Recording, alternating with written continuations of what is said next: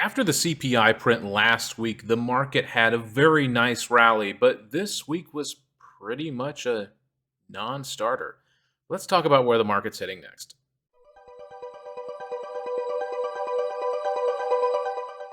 Good evening, my fellow Riz Elite members and all of our subscribers here on YouTube. Welcome to our weekly market recap. My name is Chris. I'm with Riz International, and we are a group of traders who are looking to improve our skills and become more financially independent through the market. And if you haven't done so already, please make sure you click that like and subscribe button down below. It really helps us grow the channel. But let's get into it. Let's talk about the S&P 500 here and see what is going on. Now, obviously, last week we had the CPI print, and it wasn't as bad as they thought it was going to be. It was still bad, but it wasn't that bad. So the market, of course, had a huge rally going into Monday, and this week was pretty much a non-burger, to say the least, or a nothing burger, whatever you want to call it, because 4,000 proved to be extremely solid resistance for the S&P 500. Now, you might be like, well, Chris, we opened above it here on Tuesday and we pushed higher. That's true, we did, but where did we close? We closed below it. And then everything else this week, we have not been able to breach 4,000 at all. Now, that being said, Thursday, we had a very nice gap down on the market, and this bounced off the 100 simple moving average. So seeming to be a little bit of support there. And Friday was pretty much a huge doji, so really no indication of direction here on Friday. So right now, honestly, we are basically just going sideways. We're consolidating. So we had this huge run up, and now the market is going to kind of chill for a little bit. A couple things to note here. Be aware December the 13th is the next Fed decision day, and that, of course, will be rates, and they are expecting 50 basis points. That's what they say they're expecting. I'm not sure if I completely buy that. They were talking about maybe only doing 50 basis points this time, and they still gave us the normal 75. So be careful on that. I think that it's a little early to say that this inflation thing has been curbed just yet. As the CPI still continues to go up, it's just going up a little bit less than we thought it should. So that, of course, makes everybody happy. I'm sure you can understand my cynicism because it's like, listen to what I say, not what the actual truth is. The truth is that inflation is getting higher, prices are getting higher, and it's making a lot of pain for the average person like you and me. Let's take a look here at the breakdown for the S&P 500 here. I did not click the year-to-date. There we go. That's a bit better. Okay, so what's going on here? Energy on a huge rally, as it has been since, about September, the late end of September. Utilities and healthcare look like they're starting to really creep back up towards this zero line here, making a little bit of a push. Financials is trending up nicely, especially with the CPI numbers, and pretty much everything is looking up a little bit. But you can see the consolidation here in the SPY, the S&P 500, really well on this chart. You can really see that after this run-up, we basically just traded sideways for the next couple days. Tech and real estate making a push up here, again, with the CPI numbers, and basically just consolidating for the rest of the week. So not a whole lot going on here. It is interesting that utilities and healthcare are starting to perk back up just a little bit. We'll have to see if that continues, and energy just continues to be sky high, up 60% on the year so far. So huge run up in energy, and I'm sure that you are all seeing that on your bills. I know I am. And a lot of that is tied to the price of oil and, of course, natural gas. So let's take a look at oil here. Having a bit of trouble here with this 85 area. We seem to really just be kind of hovering around this, and a little bit of a breakdown below. We did have some support here right around 81.60, and we blew through it at this point, but we still have this inflection point here right around 76.50. So we'll have to see if that happens. But we had a pretty big push lower on Friday, and then it was bought back up somewhat. It was not able to close it green on oil, but oil looking down a little bit here. Gold, after its massive rally with the tank and the dollar, is coming back down a little bit. Looks like we peaked here right around Monday. Yeah, it looks like Tuesday, excuse me. So peaked on Tuesday and a bit of a comeback down here. So we're back, of course, in my gold channel, and we'll have to see if we stay there. But nice little run up on gold, and just a little bit of a rollover here. Not too surprising after a huge rally like that. Now, of course, The crypto crash with FTX going under. I say for all of that, good for them. Well done. Congratulations. You totally effed crypto. Crypto. Thanks for that. But yeah, huge sell off here in Bitcoin with the announcement from FTX. That was last week. And of course, there's quite a lot of fallout surrounding that right now. And really, we are not able to push back over this 18,000 line at this time. Really just consolidating crypto, doing absolutely nothing this week. I think everybody's just kind of in shock at this point. And really no one trading. RSI is in the tank. I can tell you without even having the volume bars on here, the volume is in the tank as well for crypto. But yeah, really just a big shock and awe here with the FTX announcement, and then a little bit of a rebound. And yeah, we're really just kind of hanging here right around the 16.7 area. Can't seem to get below it. Looks like we bounced right around 15,000, which isn't too surprising. But yeah, Riz and I were talking about it. If we get below 18, it could be bad. And so far, things, not looking so good as far as that's concerned for crypto. I see we've already got a question in. I want to go ahead and request for all of our people who are here live to go ahead and post their questions if you have any. We can take a look at some tickers or talk about market stuff. But yeah, first question is, what are my thoughts on Meta, and is a turnaround feasible? Well, it looks like we had some dip buying going on here after we became very oversold post earnings. But, with the announcement of layoffs and things like that from Facebook, I know Amazon is laying people off. Facebook is laying people off. I think there was obviously a lot of layoffs in Twitter as well. So we're seeing a lot of these big tech companies having to cut people, having to trim the fat. I hate to put it that way because I know that we're talking about people's jobs and their livelihood here, but also we're talking about a company that has made incredibly terrible financial decisions with this huge investment in Meta. I know Riz went into this quite a bit 2 weeks ago, so if you missed that webinar, check that one out. But to summarize, basically, the numbers for Facebook right now are going down. Membership is going down, ad revenue is going down, and Zuckerberg has went all in on the metaverse, and it sucks. That's really just all we can say, that it really sucks. It does not provide, the basically what he is offering or what he was trying to sell it as, and the stock price has rightfully suffered because of it. Is a turnaround possible? Right now, I'm not liking it, especially in the current market conditions. If you dip bought and you got, a bit of a jump here, then, you could take your profits now. I would probably, especially in this market with everything going on. But are we going to see 300 anytime soon? I don't think so. Not unless there is a huge breakthrough on the metaverse and it becomes more mainstream. But I really think that they put all their eggs in this basket and then they drop the basket. And all the eggs have now shattered and they're scattered all across the street. And everybody's looking to Zuckerberg to come up with something next. And I don't know if he's got anything else up his sleeve at this point. I don't know if the data man himself can really do much as far as Meta is concerned. I think we're in bad shape, especially with everything going on with TikTok and things like that. People are more moving to that platform now. Of course, there's all the fallout surrounding Twitter and everything around that. We can see some, push here from Twitter earlier this week. Someone made a fake account posing as Eli Lilly saying that insulin would be free. And we had this huge sell-off in Eli Lilly, though I won't say it's super huge, but I mean, it was a decent drop here. Let's look. Let's see how much that is. Let's look from the high here and the low we got to. Yeah, I mean, that's almost an 8% drop on somebody's fake Twitter account. So obviously there's a lot of fallout surrounding that right now. And so honestly, tech, I'm not expecting, much of a bounce here anytime soon, though Twitter is, rallying pretty nicely here off of the Elon purchase. But still, we see a lot of people leaving. There's a pretty big exodus there, but apparently investors like that. I find that kind of interesting. But yeah, for Meta right now, I'm not liking it, honestly. We've been grinding down for almost the entire year. Actually, yes, the entire year, for entirety of 2020. Could we see, kind of a technical rebound? Yes, we could, but we've got a lot of stuff in the way.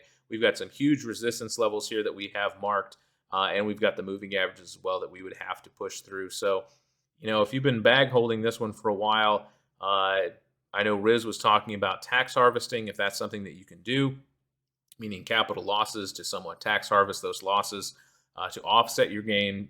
That might be something to consider with Meta because I don't like it. Honestly, I really don't like what they're doing here, and I'm concerned that Facebook is probably it's had its heyday and it may be.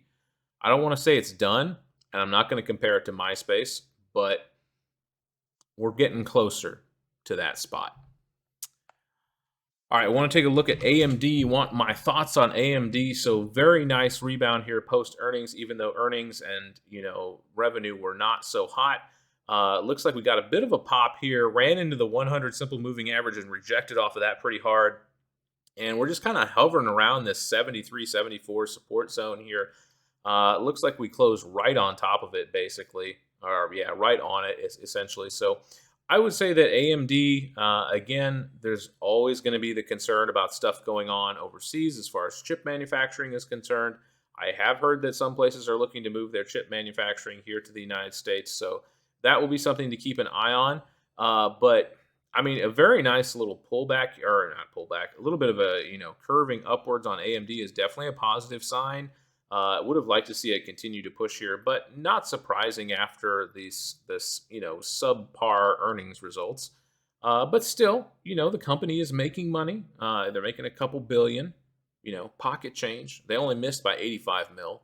I'm sure that they've got that somewhere in the break room, in between the couch cushions, just hanging out. And somebody forgot to stick it in the revenue for the year. So I mean, what can you do? Yeah, I mean, I'm liking AMD more so. Okay, cup and handle. I could see that. I see where you're going from that. So if you're not familiar with the cup and handle, so here it is. There's the cup and there's the handle. And then usually people will say that it'll go up after that. We'll have to wait and see. We don't put a whole lot of faith on chart patterns and things like that. Is it possible? Yes, it is. You could also say, well, okay, we just found the bottom here, or oh, this is a double bottom, and then we just broke, sadly. So I mean, there's a lot of chart patterns you can see. It doesn't guarantee that it's going to go up, but I mean, from a more fundamental standpoint, I definitely like AMD. I like what they're doing. They've got a good product. I think that they're doing a lot better than Intel, in my opinion. And I see more upside for AMD than I would for something like Meta or something along those lines. Of course, we're talking about two different industries here. But yeah, I mean, I would prefer AMD over Meta at this point, even though we're looking a little overbought here, getting really close to it.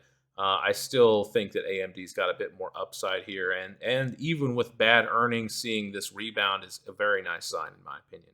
Now, of course, some of that's going to be pushed by the Thursday, Friday happiness around the CPI numbers. Okay, it definitely was following the market in that aspect. But overall, I would pick AMD over Meta any day. I know that wasn't your question, but definitely it's looking better, in my opinion, than where it was in the past. Of course, market conditions will dictate. If the market tanks more, then we could see more drop in AMD. But we did find a base here. Looks like right around 55, so very nice little support zone there. And we'll have to see if that will hold. We continue to push on that. But yeah, I like AMD. It's not too bad. I don't think this is a terrible spot if you're looking to scale in. If that's something you want to do, I'm not giving you financial advice, but that's something that you could consider. I see a couple other people typing here. I'll let them get in. All right. All right, what are my thoughts on J&J, Johnson & Johnson? Johnson & Johnson looking pretty good. Looking a very nice rebound push up here after earnings. Obviously a higher dollar stock, not terrible, but still a little more pricey. Looks like dividend date is on Monday, so you can't complain about that if you're in on J&J already. You should be having that dividend hit your account on the 6th of December. So very nice there for that. Definitely like J&J. Riz and I have talked about J&J before. They make a lot of different products. Very nice push up here, even though the market was, somewhat trading sideways. Nice little uptrend here for Johnson and Johnson. I will say that typically what I've noticed, and this is just my anecdotal evidence, I typically see on dividend dates, I see stocks dropping more often than they go up. Now, of course, there could be outside catalysts going on, but if you think about it, investors will see this as a departure of money from the company. And so some people will sell off. I don't know why, but you will sometimes see the price go down and then kind of rebound after dividend. But obviously, if you are holding this and you want that dividend, I would not recommend selling on Monday because you definitely need to hold it. And yeah, I like J&J. J&J looking very strong here. Again, they produce a lot of things, and I think the more companies that produce things right now are going to be in pretty good shape, especially with everything going on with the decoupling of East and West and everything going on over there in Europe and Asia right now. I think having, solid companies that actually make things here in North America is going to be a pretty safe bet. Now, of course, there's no guarantee on that. Again, if the market tanks hard, Johnson will probably sell off with it. But I will say it's looking pretty strong right now, and I like it. I don't know if I'd buy it up here, but if you want to try and get in on that dividend, it's definitely something that you could consider. But I like it.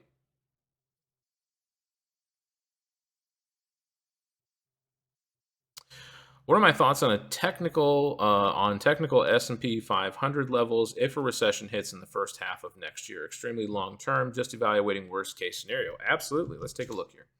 And that'll be a good one to close it on if no one else has any other questions. So, if we continue in this downtrend, obviously we will be in more of a technical recession. If I'm not mistaken, we are right now. Let me see here. Close enough. Okay, so we're pretty close. We have been in the past. 20% is the benchmark.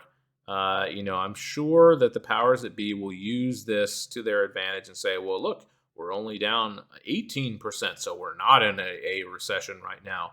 Okay, sure. But I think you and I and all of us here and anyone watching this replay understands that that's just double speak, and we'll just leave it at that. So right now we are in a very solid downtrend on the market right now. If we're talking worst case scenario, I think we retrace back to 35 and then we dip further below that. That's a worst case scenario. Is it going to happen by the end of the year?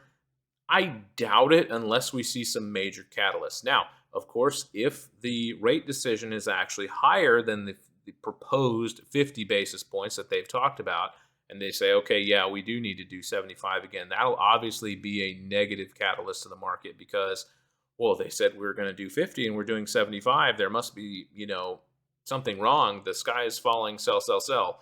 Now, of course, that'll all be dependent on the rate decision. And so, whoops, excuse me.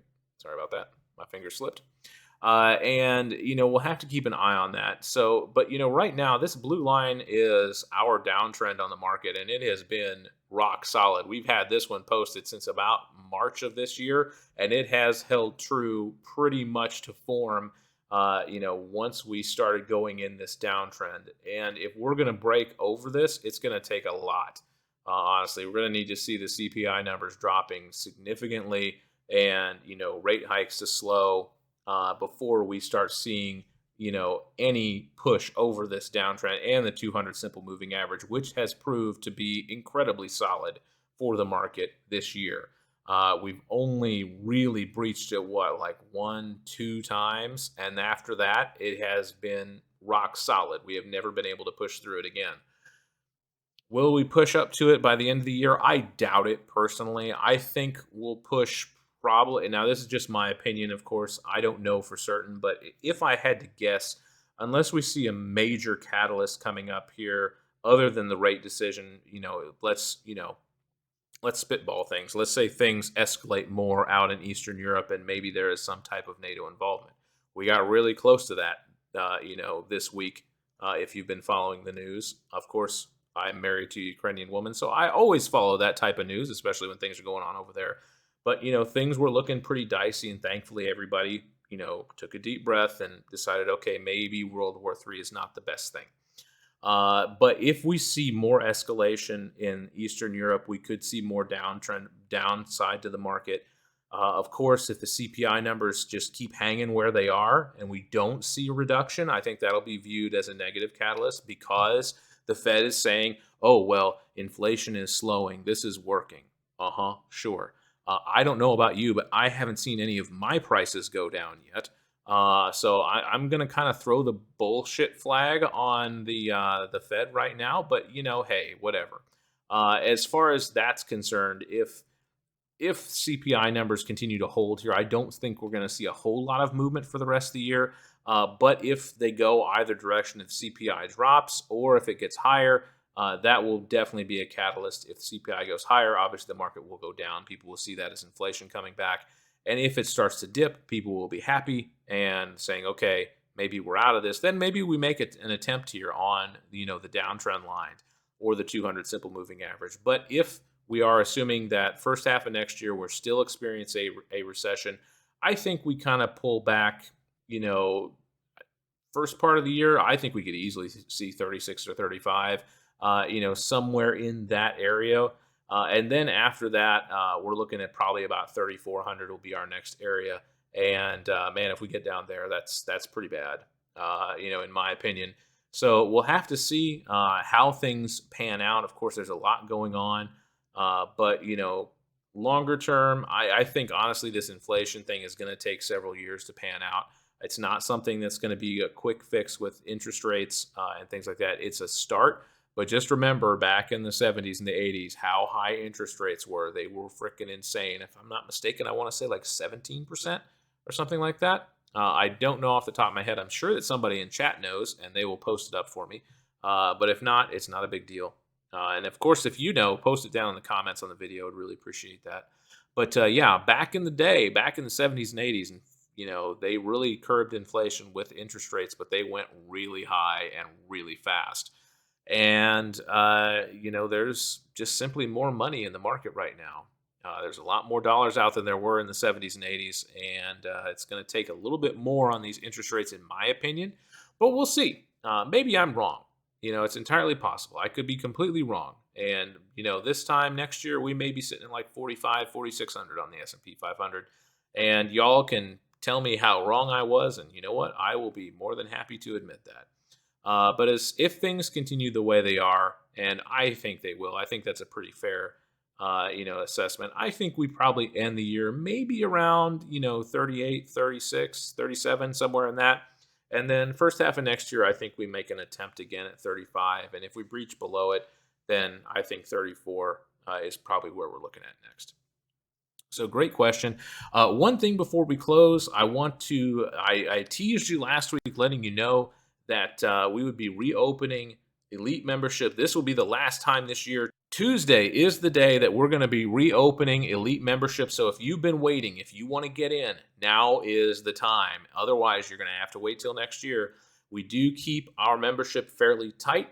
We don't want a huge community. We want to keep a close, tight-knit community of people who are looking to really learn and increase their skills in trading. And if that's you and you want to be in on this, make sure you click that link down in the description. It will be there for the sign up for membership. Again, that opens Tuesday. If you want to get in on it, you better get in on it fast because from the past, these membership slots will fill up quick. So if you want to get in, Tuesday's the day. Make it happen.